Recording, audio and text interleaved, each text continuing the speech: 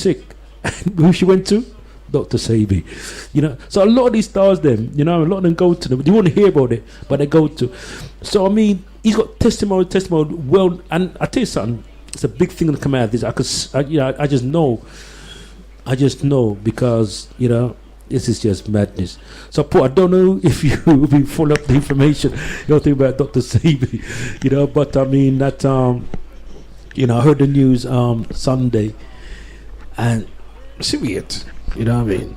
See a bit, you know, and it just took me back a little bit, you know, and I just went online and see what's happening, and, you know, so it really is a shock. I think you never can underestimate the power of what they call big pharma, the big pharmaceutical companies.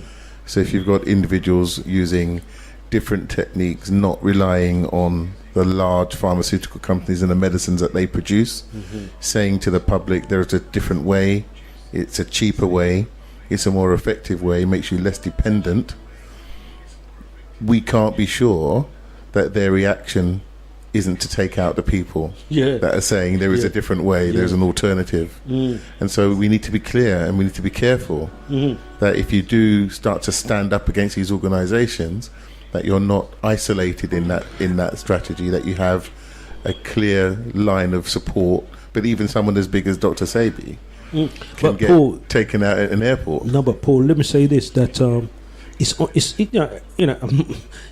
online, it's on YouTube, that they said that over the last few weeks, mysteriously, 50 well-known health practitioners have gone missing, died mysteriously. 50 over the last few weeks. So something's going on. It's a big movement. It's the night of the long knives. You take out the opposition in one fell swoop. You know? So the message they're saying is that, I mean, anybody who mess with us, we're going to deal with you. Simple as that. You know, because, you know, the pharmaceutical company is $1 trillion business. You know, it's a business. You know, there isn't no money in curing anybody. It's a treatment. You know, and it's something we've been saying from time. So we need to be wise up and understand that this is what we're up against. You know, I mean, for example, something I said is that if I had the cure for AIDS, right, in my left hand, right, and I got a cure in my right, in my left hand, a cure in my right hand, right? But this is the deal. Which one will you take? From a business point of view, the one in my left hand, you got to take for the rest of your life. So obviously, from a business point of view, you take the one in my left hand. You're taking the treatment. You're taking the treatment, not the cure. You see, so you got to stand, and that's how they operate. You know, that's how they operate. In fact, we might have someone trying to ring upon us now. Hello? Sorry, you looking for me? Alright, just bear me a second.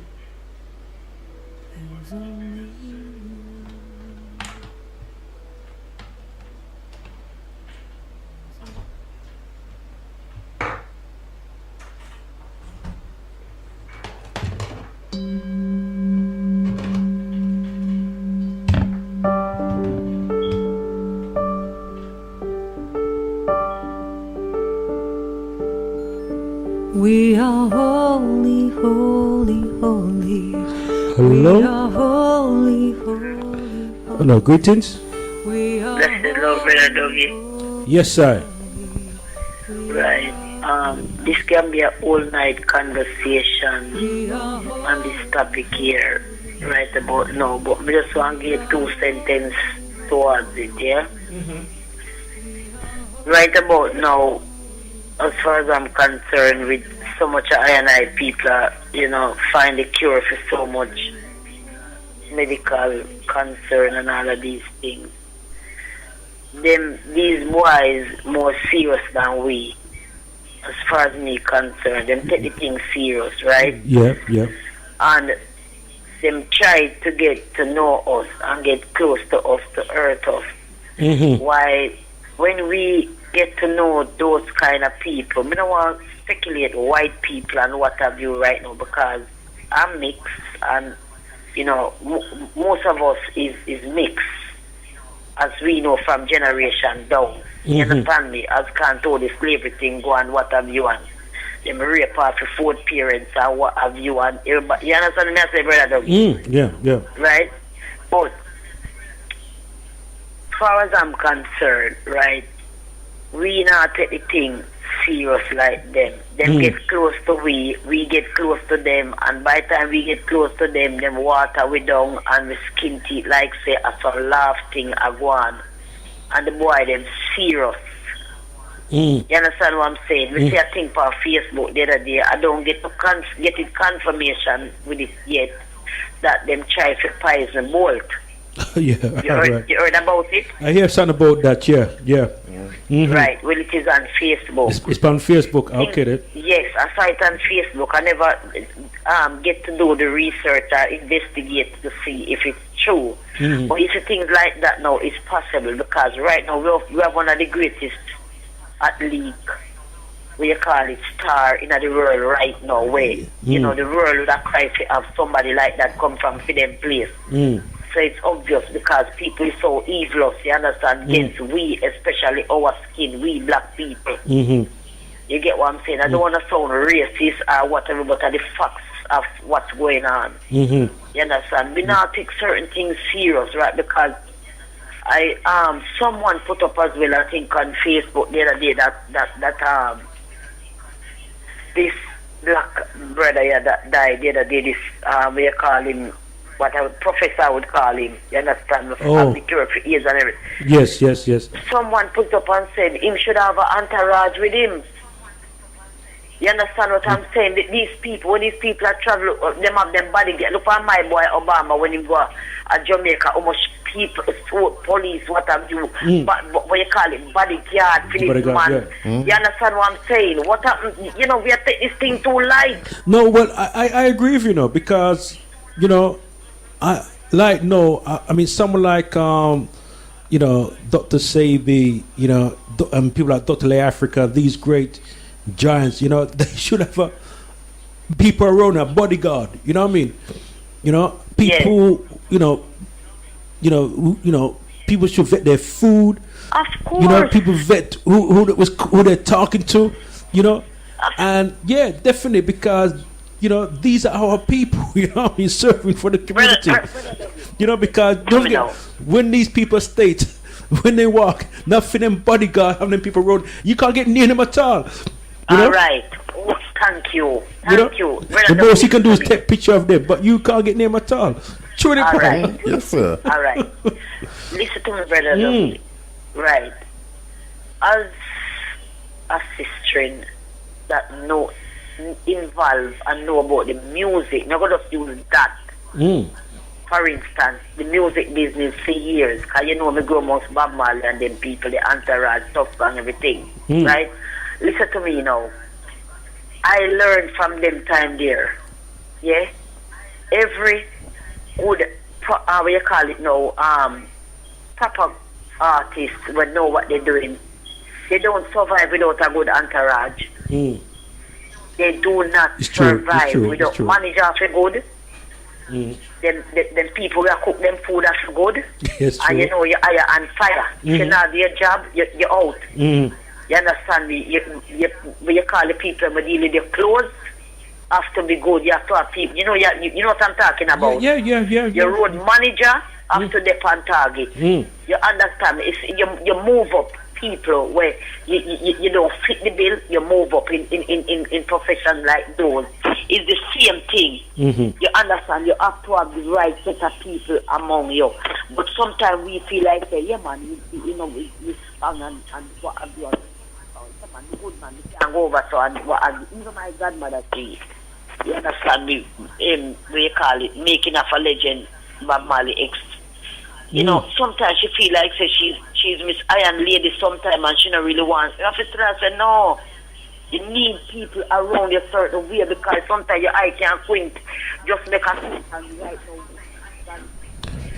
Hold on, we lost you now. Look like we lost her, Paul. You still there? Sister, we lost you. She's, Hello? Yeah, we did last year a little bit. You have to start, say it again. Hear me? Yeah, no, I'm saying, even my godmother, right? Yeah.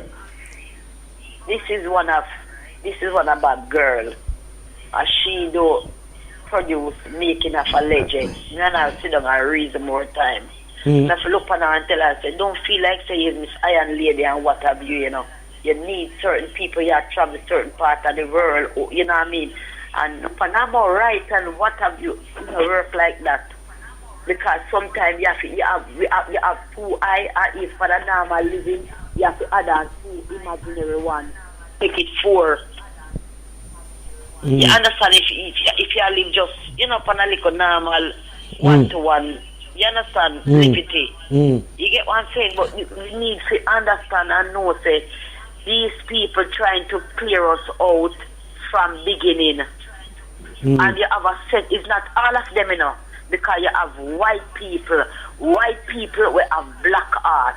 And just like how you have black skinned people will have white art. All right. Okay. Simple. All right then. Well, look here. I'm just conscious people want to phone in, but give thanks. Yeah, man, let them come in, brother Dougie, man. I want to hear them, man. Yeah, Tough man. love. Minty, bless up yourself. Yes, ma'am. Give thanks, yeah? All right, blessed love. Every time. All right then. Give thanks. Okay then. Thanks for the contribution. And your sister's right. We need to have our bodyguards around our statesman, our ambassador who represent our people in the community. We just have to, you know, because this is just, in fact, we can't even find words to this kind of. Anyway, the live leak number 07960 239 493. And inside the house, I've even introduced Paul yet. You know what I mean? Paul, I get bombarded with all kind of things coming in. But we do have Brother Paul, and Brother Paul will be reasoning with us. I want to talk about business. We're going to talk about business tonight. It'll be a different case because and Paul was at the event last week, Sunday. He was the chairperson and made sure things was running smoothly. And Paul does a number of things in the community. In fact, I will ask Paul to introduce himself. But Paul, as you can see, that the phone is buzzing with us. Okay. Greetings. Greetings, Dougie. How are you? Yeah, man, give thanks. Hi to all Paul and everybody in the studio. greetings. Good evening. How you all doing? I'm good. And you? Yeah, I'm very well, very well. Let people know who you are, my sister. Oh, this is Juliet. Sister Juliet. Yeah. Oh. Feeling really good today. Okay, fantastic. Well, Sister Juliet, I know you've heard the news about Dr. Sebi, and you know, I think that people are really, I don't want to say upset, a bit confused, I would say, at this present moment. But because we are people who are intelligent people, because whatever they're saying, we have to turn on his head. And, you know, they're saying that, I don't understand this. They fined $37,000 US dollars on him, and them lock him up, and him catch pneumonia and all them thing there, and resolve that him die. And this is a doctor, so this man cure AIDS, him cure pneumonia, him cure all them thing there. I mean, I'm just, you know, I'm very, I don't even say confused, because we shouldn't be surprised about these people. But you understand where I'm coming from, Sister Juliet. And as intelligent people, we need to reason this thing and turn it on his head, you know, and so forth. So I don't know what perspective you have to bring to the table. Well, you know, I spoke to Stephen Sarley a while back, and his father also had Mammy and Dina, and I'm finding that a number of different scientists and doctors all meet very unusual ends. So I think that he's another unfortunate victim of the same circumstance.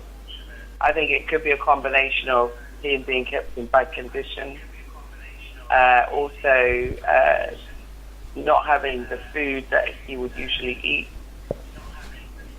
Being probably kept in a state of poor health.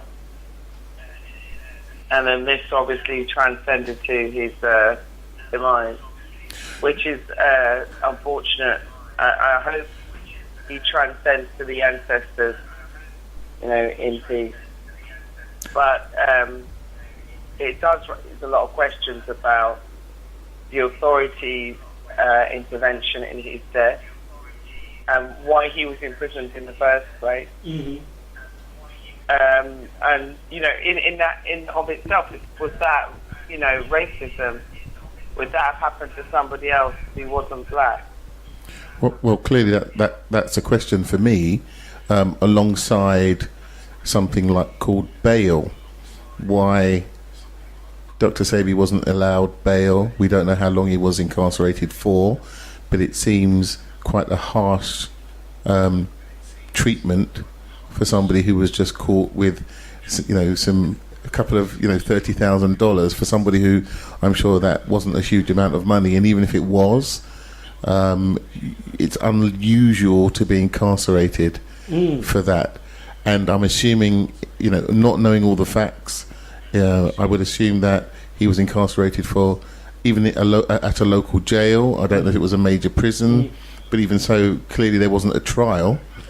So, and I'm sure Dr. Sebi could have afforded a reasonably skillful lawyer to negotiate bail terms. So it does strike me as being very, very suspicious as to why somebody of his renown would be retained for something so simple as having $30,000 or I'm assuming it was US dollars on his person. It seems highly suspicious to me also. I don't have all the facts, so I can only kind of surmise based on the information that I have. However, I think that given the circumstantial evidence that I have read about, it doesn't make sense. And so I've got a few big question marks about not only his incarceration, but the circumstances surrounding his death, and also his illness that was recorded as the cause of his death.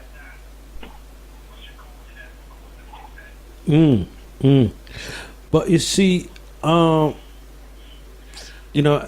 think that everybody's kind of shocked, kind of some put a pin in you. I mean, you just you can't even feel that. You just everybody's just kind of and it's something, as there is a systematic attack because you're very aware that over the last few weeks, right, 50 health practitioners have been taken out.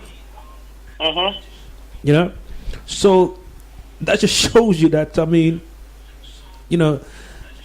the people who are health practitioners, who are, the people like, I don't want to mention people's names, but we know what we're talking about, right? They're under attack, they're going for them, because again, it's all about, and it's what me and Paul have become, Paul saying is that it's all about business. So anybody who talk any kind of health talk and this and that, you can cure AIDS and lupus and diabetes, I say, all right then, we're going to come for you and take you out. And, I don't know how simple I could put it. You know what I mean? If I'm misrepresenting information here, I need to be standing corrected and put one side. But that's what happened. That's what I see. Well, even the circumstances over left eye lupus when she died in Honduras was also, when I watched the film, I had a lot of question marks about even how that accident happened. So I think there's a lot of investigation needed. That's what I think, really.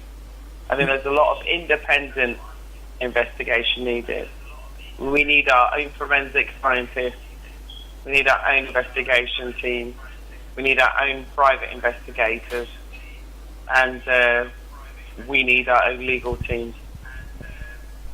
Well, I think, look, if we were to speculate on a global level, the health of certain populations and how pharmaceutical companies make their money, if indeed these 50 plus holistic specialists who have died in the last year, so the article says, are having a direct impact on health and longevity, and that's having a direct impact on the amount of profit that these companies are able to make, we can see projecting forward that as a strategy you take out the people that are providing alternatives to the model that you gave earlier, Dougie, which was, you know, you keep people dependent on the drug. We know that, looking at the American models of how these you know, the Black Panther movement was destroyed and how certain black communities were made dependent upon drugs that exists to this very day, and black people are killing themselves in America more frequently than some of the wars that are happening around the world. Yes. So we know that as a strategy, once you're making people dependent on a particular drug, that's about turnover, so that will continue year on year. If you're then saying to people, actually stop taking coke and look after yourselves and be healthy, and here's a herb or a root that will enable you to do that, that's a direct challenge to the wealth of these companies. So I think if we look around the world, if people are looking at alternative medicines, and we see there's an increase in that, you know, even in the UK, strangely, we're talking about social prescription, okay, as an alternative to prescribed drugs, which is again having an impact on profit. There is a market for taking out these people that are providing the alternatives. I wonder how far these companies will go in terms of making people more dependent or continually dependent upon prescribed medicines. We're nowhere near a situation where people are going to come off those completely, but we are making inroads into living healthier or much more natural lifestyles. So what do you think about Codex Alimentarius? Come again? The Codex Alimentarius. Oh, the Codex. A collection of internationally recognised codes of practice and guidelines and other recommendations. I know it, but that's again, that's about control. That's all about. You're talking about the food. What is trying to ban the food for coming here and so forth. Yeah. Right. The Codex Alimentarius. Is about a code. I didn't know. Okay.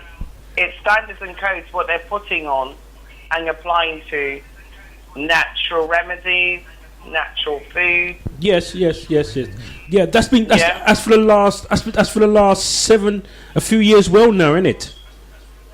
Yeah, it's ongoing. Yeah, I know it's a different name still. Yeah, but again, it comes down to control. That comes down to control and business, because they don't want us selling natural remedy to our people in the community, and if it does, they want to control it, and they want to market it and make the money from it. You know. Yeah, it's all about profit. Just all about profit. It's all about profit and control. That that's the long short of it. You know. And so forth. So, but it's clear, isn't it, that something that doesn't make sense today will make sense when we look back in 10 years' time.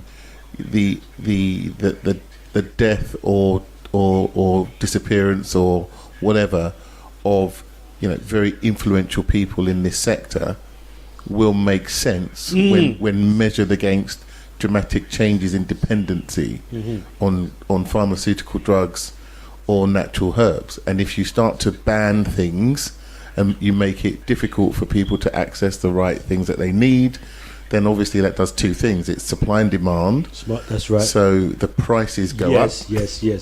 And therefore only a small number of people are able to afford it. Yeah. It goes back to your statement about control. Then you start to control the import or export of those products. And so it doesn't have the same reach to the masses as one would want, because people are priced out of it.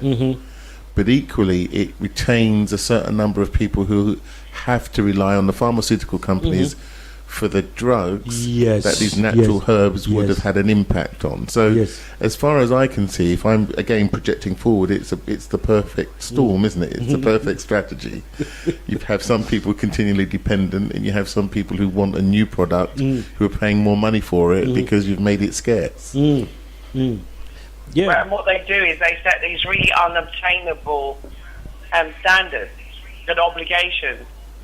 So what that does to the small production company, manufacturer or distribution of these natural herbs or health aids is to impose these sanctions that reduce their ability to actually bring those natural products to the market, because they have such stringent rules and regulations and standards. Yes, that's right. And it's an international cartel. That's right. That's funded by the pharmaceutical industry and supported by the World Trade Organization. Yes.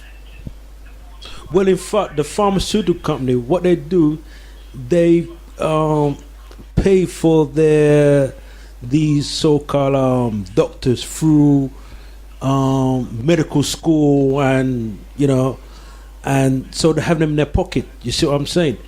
Actually pay for them to go through school, through their university studies, and so on. So it's a powerful organization, and see, come back to your thing about, it's about this thing is, I'm glad we mentioned it's the whole thing about, because for example, right, when our parents come here, right, we was in it, and what we used to do, we used to bring certain herbs from the Caribbean, to sustain us, certain herbs will keep us together and so forth, and as you know, a lot of people know, I utilize the thing like the merengue, was a very powerful health product, we can do it for anything to boost the immune system and so on. So they're watching that and say, well, watch out. These people know this is what they're doing, and they just want to control it. And they say things that, these people should be doing a bandogo thing, but it's not that. They just want to control it, and they want to market it, water it down, and make money from it. So first time when people to bring certain things here to, like for example, you have some people back home who know certain herbs who can cure certain elements and so forth. They want to stop all that kind of stuff there, ban it, and says a banduga thing. What they come with, what I mean? And they want to license it and blah blah blah blah. But that's the strategy, because even if you think about the Sinca Bible, something as simple as aloe vera, so we would call it Sinca Bible, other people call it something else. It's not about banning it, actually. I think it's about making it, some of those things more available to a Eurocentric market. So if we control it for us, it almost denies access to other Eurocentric communities. But if Big Pharma takes it over, makes it inaccessible to us, but markets it as a much more, European friendly product, repackage it and so on, then that's also another way of making more money from a product that we know and we use, but they have no control over. So it is a different kind of marketing strategy. Absolutely spot on. So Julia, I'm just conscious about time. So, Julia, I wonder if you could mention about the event on the 27th, because this is where we're at now, because that's gonna be a roadblock, so people need to get their tickets from now. So let people know what's taking place on the 27th, my sister. Sister, we have to really salute you, because I was talking to my brethren today. In fact, King Lion, he might phone in. I don't even know him, right? And he just rates you, You know King Lion? Sorry? King Lion. You know King Lion? I think I know who you're talking about. No, He's man. a lovely brother. He rates you, man. He rates you all the way. Oh, tell him I said thank you. Yeah, he's gonna phone. He's gonna phone in because he wants to talk about the whole thing about the Sebi thing and so forth. So, yeah, you know, if you hear him, you're gonna hear him, the Lion Man. You know. So let people know about the event, my sister. Okay. Mm. It's on the 27th of August, and it's the official Working Action Group launch, and we're working in association with Find Your Voice, and we're presenting building communities. And building communities is important, and we need it right now. So it's a networking event. It's an event to meet different people, come along, have some food, find out more about Working Action Group. There's a complimentary buffet and refreshments. There's stalls. You can get your early bird tickets for £5. You can get them from Dougie or from Body Music. Or you can go to Eventbrite, Working Action Group launch, building community. Or you can also call Dougie on 07-882 403 871 07 960 239 493. Now, I think all of our VIP tickets are all gone now. So people will have to either buy them from Eventbrite or call you, Sir Dougie. Just to give you an idea of who's going to be there and some of our guest speakers. I don't know if anybody followed the reparations march last week, Monday. Yeah, there was quite a lot of television coverage, and I must confess, yours truly got a little look in. And I was able to be vocal as usual. And the last time I checked, the clip that went on Channel 4 News on their Facebook page, the Channel 4 Facebook page, had over 385,000 views. Excellent. That's powerful. Yeah. And also, I was on Sputnik on Russia Today on Saturday, and Sunday. So you can also see that episode 136. So it's a Sputnik show with George Galloway. Okay, then. You can find it on RTTV, or you can even find it on YouTube. Right. So Esther will be there. No, hold on. You say so. Hold on YouTube. I want to look at that. So, if I go on YouTube, what do I type in? Yeah, I can send you the link by text. Oh, they send the link by text, and I'd like to see that. Yeah, definitely. So, fortunate enough for me, because we had the campaign to raise the profile of reparations and also the march, we arranged a lot of press to attend. So when they interviewed me, they used the interview. So that was quite good, and that went out on the news and so on. Okay. It's good PR for the event. Fantastic. And just mention a little bit about the speakers, because I know that so we've got Benny Wender, who is the Nobel Peace Prize nominee, and he represents the Free West Papua campaign. Okay. Esther Stanford Jose, who is an expert reparationist. We've got our people's lawyer.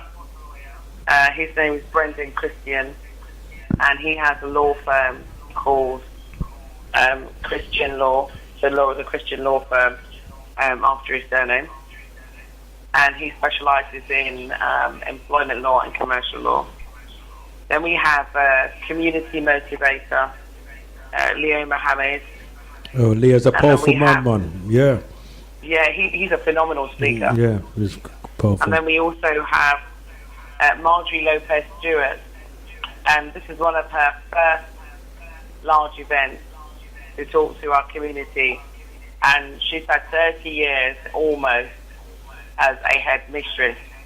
So she's coming in to talk about education and to show us how we can use the system and how we can make sure our children get the best out of the system, and how parents can be empowered. So she's there to give a 15-minute presentation about education.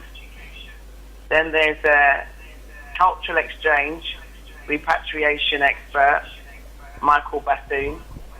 He's from First Eco Partners, and they do a lot of repatriation, resettling people, finding them nice houses in, gated communities, whatever, or find new land in Africa, so you can repatriate. We've got yours truly, Sir Dougie, from SLR and Find Your Voice. We'll be talking about building communities and the importance of them, because you've been doing it for many years in terms of connecting and networking and getting everybody together at events. And then there are two financial advisors, Gary Barton and Daniel Bryan. One specialises in commercial finance, either to start a business, etc. And one specialises in personal finance. So you'd be talking about your personal portfolio of properties. Then we have culture, who'll be talking about your black inside and out, your beautiful black, beautiful inside and out. And we have David Edwards, and he's got a very special role to play, and he's a commercial sales expert, but he'll be giving out a surprise. And we have Marley Morris, who is the chairperson of the Black Father Support Group, and he'll be talking about the importance of the black man's role in society and also in the family and also to the black woman. So that's going to be quite interesting. And then we've got Yvonne Omni. She'll be talking about motivation. She's a motivational speaker. And then we've got our presentation about Working Action Group, because for the first time we'll be opening up our membership to the public, because we've been a private membership group. So we'll be giving people the opportunity to find out more about us. We'll give them an opportunity to see our website, our community online, because we have a large community online, and giving people the opportunity to get involved, to support, to volunteer, and to help build the community, basically. And then there'll be a special performance by Sean Cassell, who'll be performing the tracks that I wrote, which is called the Reparations Anthem. And when he performs as Ajahn Menelik. So there's that, and then there's a special surprise giveaway that we were given by Levi Roots, who was supposed to come but couldn't go there because of other commitments. Yeah, well, I would imagine Levi, is busy man. He will do some great things, yeah. Okay, my sister. Well, Paul, you want to add anything? Well, can I just say that's a fantastic lineup. It sounds as though it's a week-long activity. So it's absolutely packed, jam-packed. So people who go, and I would support anybody to go, will leave that with such an experience and such a wealth and depth and breadth of knowledge that I just want to commend you and everybody else that has put in the work to put it together. Put it together, yeah, absolutely. So I mean, that's going to be the major event in town. You know what I mean? The only thing we need to know is make sure you have a red carpet. You know, yeah, because that's going to be a powerful event. You know what I mean? And just meeting and networking, and it's going to be a buzz. Really going to be a buzz there. You know, and I'm really excited already. You know, so as we said that. Please get tickets early because it will be full, and in fact, you know, I think we're halfway so the tickets are ready. You know, and frighten people know.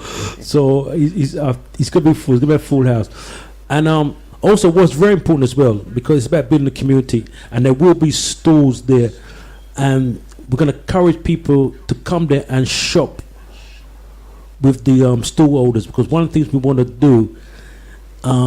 Is encourage people once a month to come there and shop with the store and make the money circle around in the community. In the community. Yeah. And we do have a man who deal with business and finance and money, and he's someone who embraced that 100%. You know, and Juliet, and that's something I want to focus around probably next month. Get my head around that because. It should be an order. It should be monetary. That once a month when we have these events on, people in the community come in there and shop for. Yeah. You know what I mean? Come in there and shop. Money mob. Money mob. Yeah. Come there and shop. You see what I'm saying? Buy your food and whatever and shop with the people then. You know, and let the money circle around in the community. You know? You know? So that's primarily why I came to your event. Yeah. Well, I mean. That is very, and that's something I want to get my head around seriously. Just get my head around and encourage people to. Everybody, our people should come there once a month. We're talking about on a Saturday and shop. Yeah, I think we don't do that often enough. There doesn't seem to be an opportunity for us to shop in a place where we have our own people selling goods to ourselves. Yes.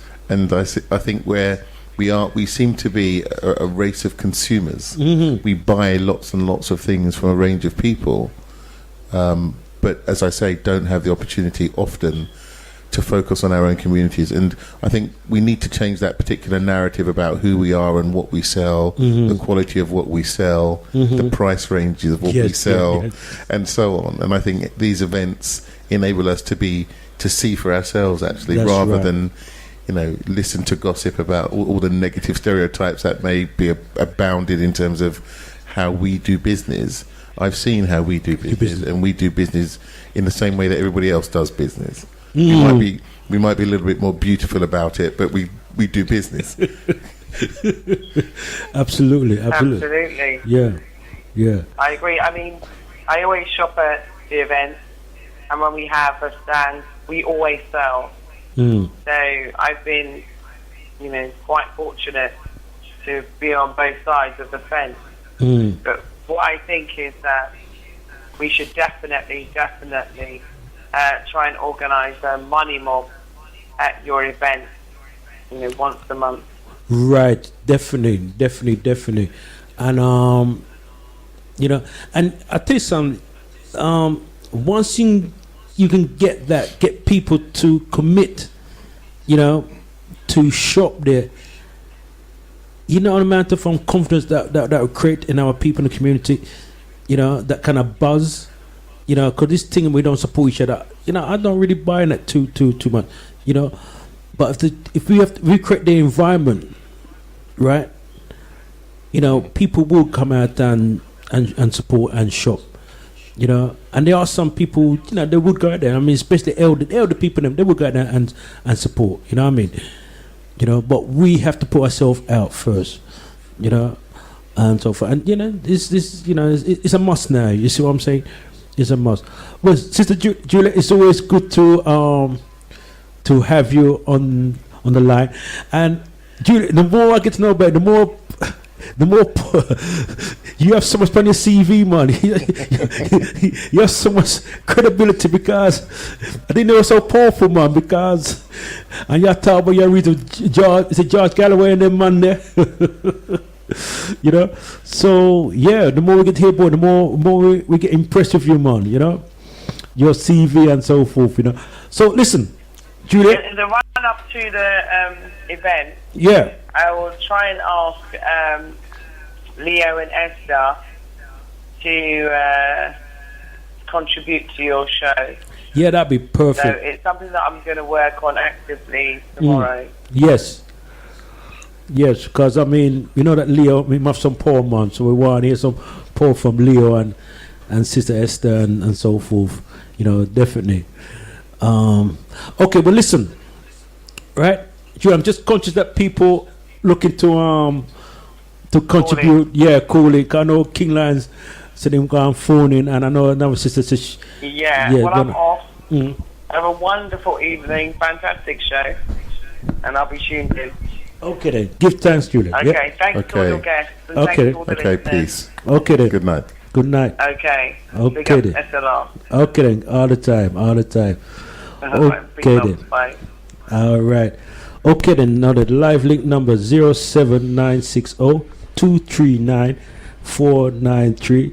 We did have Paul talk about business, but Paul's a very versatile man, so we but I can chop and switch up on us, you know what I mean? So Paul, you have to just verse with us because Yes. anyway, the live link number 07960-239-493. So if you want to contribute with the other thing about Dr. Sebi, feel free to do that. Give us your perspective, your thoughts. This is the voice of the community. This is SLR. This is Find Your Voice on SLR, and we're here to tell the truth, not but the truth, and the absolute truth. The number again is 07960-239-493. So while people get their thoughts together and read the phone in on us, Paul, if you can give us your critique at the last event, Okay. please. So, crowdfunding. Crowdfunding, yes. Crowdfunding. Yeah, I think it was a really informative event.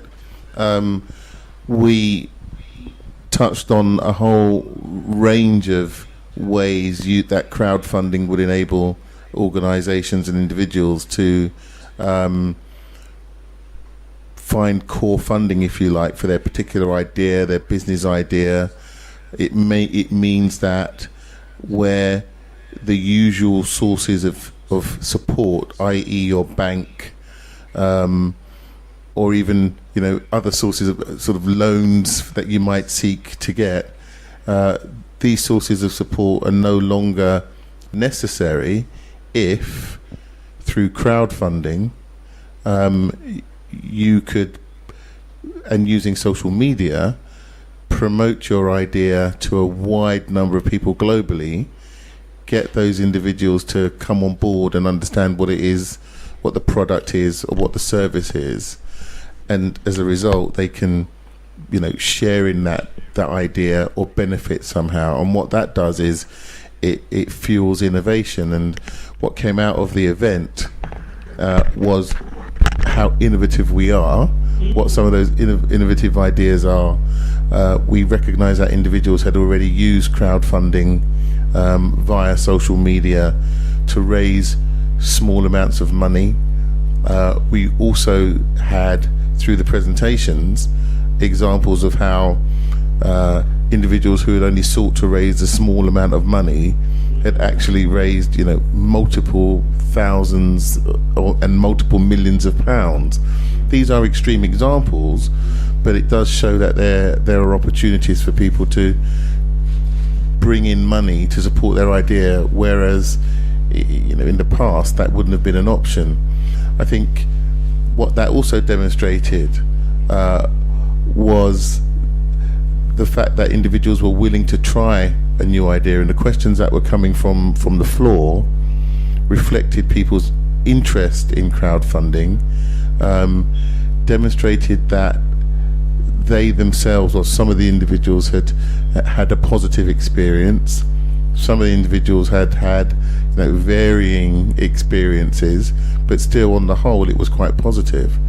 The panel themselves were extremely knowledgeable and contributed a huge amount to the knowledge base of the audience, and I felt that from what we were presented with, it gave us some more clarity about the positives and also some of the risks around crowdfunding.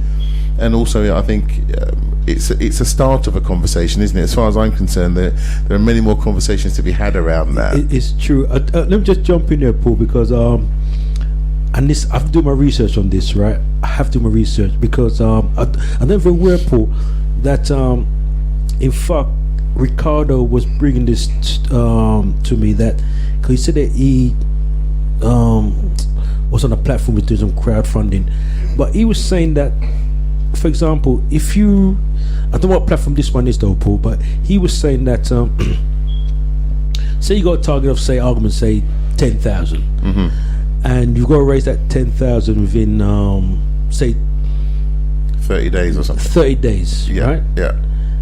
And he was saying, right, Ricardo's listening right now, because this is what Ricardo's saying, right? And Ricardo, if I misrepresent information, I do stand to be corrected.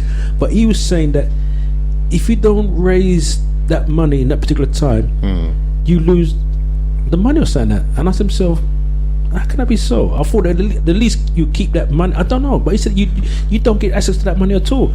So I find a bit. Now that's very interesting. That didn't come out in the conversation. No, there comes a conversation Sunday, because Ricardo wasn't there, but because Keith met with Ricardo, and we was talking about crowdfunding, right? And he said that he's experienced crowdfunding and so, but this particular platform we do crowdfunding for, he said that if you don't raise the money that in a particular time, even though you raise a certain amount of money, you still don't get access to none of the money at all. What I find very, very strange. Yes, that sounds more like a scam than a supportive sort of environment to enable businesses to grow and develop. One of the things that we asked on Sunday was, where does the money go? And it was clear that it doesn't, in some of these platforms, it doesn't sit in an interest raising environment. It's paid directly to the individuals who are crowdfunding. Yeah. So it would be interesting to find out what platform held on to the money, and if you didn't raise the total, if you set yourself a target of 10,000 and you didn't raise it, if you raised 9,999, do they then retain that? And I think we recognise that if there were platforms that were not supportive, or platforms that were behaving in very suspect ways, we had a bit of a naming and shaming process on Sunday, where an individual who'd had a bad experience said, yes, it was this platform where I had the bad experience, I couldn't get my money. And I suppose for people thinking about crowdfunding, they need to know the most appropriate platforms, and also the suspect platforms to avoid those. But if we could get some clarity actually on which platforms hold on to the money if you don't raise the target that you yourself has set. Well, people need to know. I mean, but we need to, I need to do some more research. Find out specifically what's going on with that and bring the information to keep, because we don't want no confusion out there, and because people come all kind of stuff and come with a little scam and banduga business, you know what I mean? And that's the case. We're going to expose you as you are, and so forth. So we're going to bring that information when I do find out more from brother. Ricardo, if you're listening, please phone in and let us know. If anybody know Ricardo, tell Ricardo for phone in and let us know about that. That would be useful. I think the platform that we had a demonstration from was Just Giving. And we went through a process, didn't we? A simulation of setting up a Just Giving campaign and doing some crowdfunding. That site, that platform looked pretty safe, and had been used by one of the presenters, and very successfully. So there are some which are more popular than others, and so until we're clear, I think individuals should stick to the positive ones that have been proven to work. Okay. But you're absolutely right, Doug. If there are people out there who are scamming, if there are people out there who are, for whatever reason, making money from people's efforts to develop their own business ideas by small print that people haven't read, or by operating in a way that is completely outrageous, then yes, they should be named and shamed. Named and shamed, absolutely. Okay then, the live link number 07960-239-493. And if you experience anything to do with crowdfunding, some bad experience, a good experience, please let us know so we can have a conversation. And as I said, that anybody wants to talk about the whole thing about with Dr. Sebi, who's joined the ancestors under some mysterious circumstances, but we as African people is very intelligent and understand certain things. We need to turn this on his head, and it should be turned on his head, and so forth. So the live link number 07960-239-493. I know that King Lion is eager to jump in upon us, and so forth. Yes, so come in and please phone in and ask questions or make a contribution. And this is Find Your Voice on SLR Radio. Also, big up to Sister Miriam. Big up your status, Sister Amani, out in the out there in the countryside. Big up yourself, my darling. You are a diamond among us. And Sister Miriam, big up yourself as well. Big up to the Find Your Voice team. Brother David, please, if you're up, sometimes there's a man will phone out 1-2 o'clock in the morning and just jump in upon us, and so anyway, please phone the live link number 07960-239-493. So please phone in and make your contribution. Open my heart. And I said before, the great man Dr. Sebi has joined the ancestors.